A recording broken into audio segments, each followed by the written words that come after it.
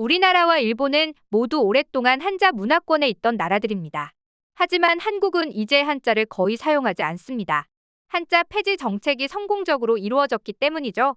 반면 일본은 두 번이나 한자를 폐지하려 안간힘을 썼지만 실패한 상황에서 한국만 한자 영향권에서 완벽히 벗어나 독자적인 한글 체계를 보유하자 크나큰 상실감에 빠졌다는 소식인데요.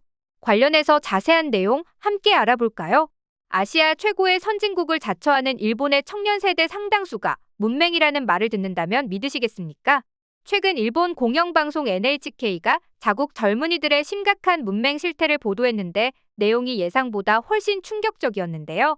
일본 문화청이 조사한 결과 16세 이상 3,000명 중 60%의 사람이 글자를 읽고 쓰는데 상당한 어려움을 겪고 있다는 사실이 드러난 거죠. 그리고 이는 전부 아직까지도 한자를 사용하고 있는 일본의 문자 체계 때문에 빚어진 일이라고 할 수 있습니다. 아직도 한자의 영향권에서 벗어나지 못해 한자와 히라가나, 가타카나를 같이 섞어 쓰는 탓에 이런 경향이 점점 심해지는 중인데요. 사실 이런 사태를 미리 예견한 일본 학자들은 폐지를 시도했지만 두 번의 시도가 모두 물거품이 되며 크나큰 벽을 느껴야 했습니다. 한자를 없애자는 논의는 한국보다 일본이 먼저였는데요. 일찍이 메이지 유신으로 서양 문물을 받아들이며 아시아의 환멸을 느끼고 한자를 폐지하려 시도한 거죠. 그래서 많은 지식인들은 일본이 서방 열강과 같이 발전할 수 없었던 것은 교육의 저조함에 그 원인이 있다고 여기며 변화를 촉구하기 시작했는데요. 이 과정에 외울 것이 너무 많고 비효율적인 한자를 버리고 대신에 서양의 표본 문자처럼 수가 적고 간단한 가나 문자만을 사용하자는 문자 개량 운동을 벌인 것이 대표적입니다.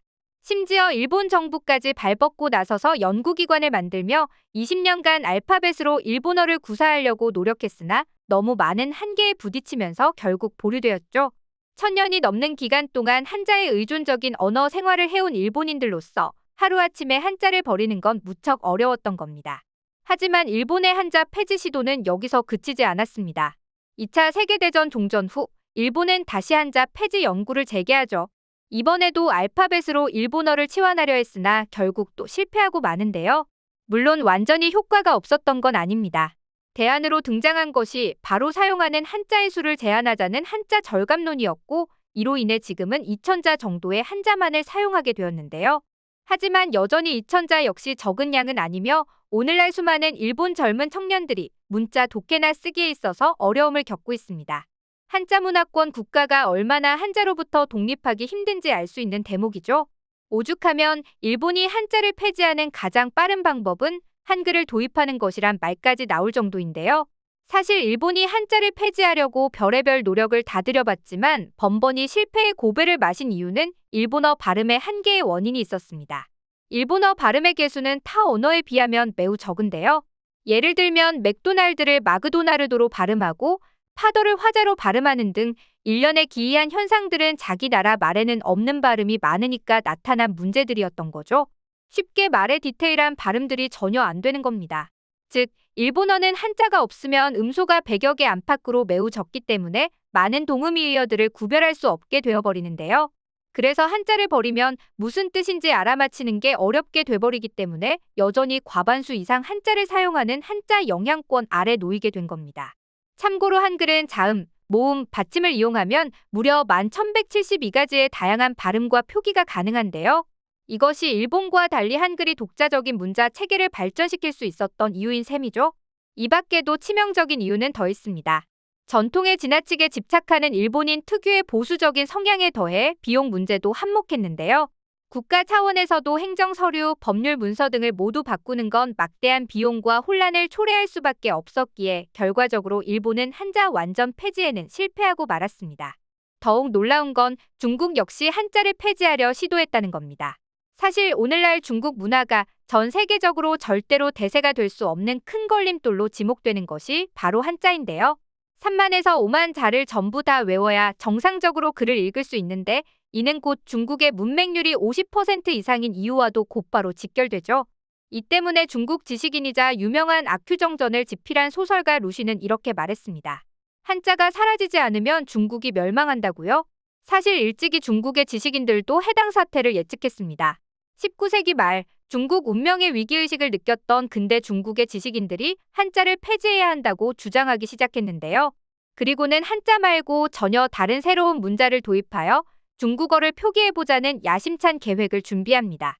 이들이 한자를 폐지하려고 한 이유 중 하나는 아편 전쟁에서 영국한테 얻어맞으면서 중국이 부강하지 못한 이유가 바로 어려운 한자 사용으로 교육이 보급되지 못했기 때문이라는 걸 깨달았기 때문이죠.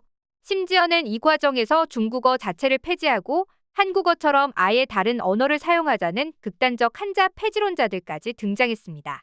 하지만 중국에서도 수천 년간 이어져 온 한자 사용을 단시간에 폐지하는 것은 불가능해 보였습니다. 심지어 한자 폐지를 고려하게 된 주요 원인이었던 글의 어두운 농민들이 오히려 한자 폐지에 반감을 표하는 일도 있었죠.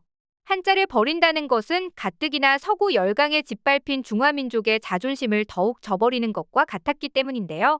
대신에 한자 자체를 개혁하는 방법, 즉 간체자의 제정이 진행되었습니다. 한자의 획을 생략하는 등의 한자를 간소화하는 간체라는 것을 만들어 보다 쉽게 배울 수 있도록 한 것이죠. 반면 일본과 중국이 그토록 수곤했던 한자에서 벗어나는 걸 한국은 이뤄냈는데요. 한반도에서 본격적으로 한자 폐지론과 비슷한 움직임이 일어난 것은 일제강점기부터입니다.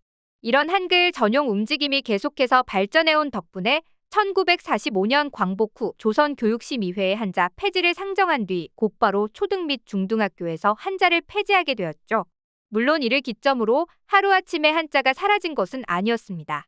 이후 몇십 년 동안 한국 주요 언론 등에서도 한자를 혼용해 사용했으나 이후 국가 정책으로 삼는 시도들이 계속해서 이어진 결과 1970년부터 도입된 모든 교과서에는 한자가 삭제되었고 한글 전용의 시대가 시작되게 되었죠.